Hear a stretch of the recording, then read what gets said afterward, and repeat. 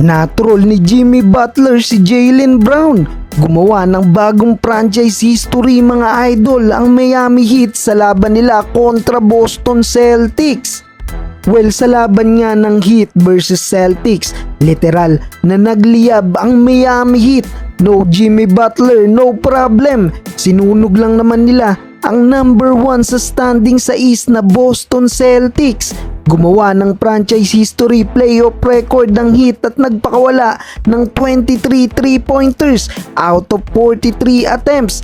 At 5 sa player ng Miami Heat ang nagtala ng hindi bababa sa 3 3-pointers. Dahil na rin sa hot shooting ng Heat beyond the arc, nahirapan na rin makadikit ang Boston Celtics sa 4th quarter. Dumagdag pa ang biglang pag-init ng opensa ni Bam Adebayo sa final quarter. Final score 111-101. Tig 21 points si Bam Adebayo at Caleb Martin. Nanguna para sa Miami Heat si Tyler Hero with 24 points, career high 14 assists and another career high 6 out of 11 3-pointers made.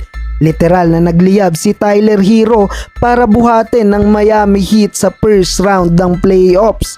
Maganda pa rin ang naging performance ng 2 Celtics superstar, Jaylen Brown 33 points, 8 rebounds, habang si Jason Tatum naman 28 points and 8 rebounds. Well, tabla na ang serye sa all-1 at next 2 game babalik na sa home court ng Miami Heat. Kaya naman itong si Jimmy Butler hindi napigilang mang-asar. Matapos kasi manalo ng Miami Heat sa Game 2, biglang nag-post si Jimmy Buckets sa kanyang IG account na tila pang tutrol kay Jaylen Brown. Para bigyan kayo ng konting konteksto, ito rin ang huling binitawang mensahe ni Jaylen Brown nang makaharap din nila ang Miami Heat last 2023 Eastern Conference Finals.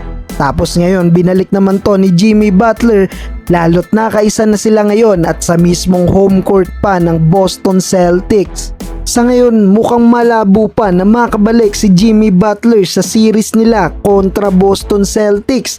Ayon kasi kay Shams Charania, severe MCL sprain ang natamo ni Jimmy Butler sa laban nila kontra Philadelphia 76ers noong play-in tournament.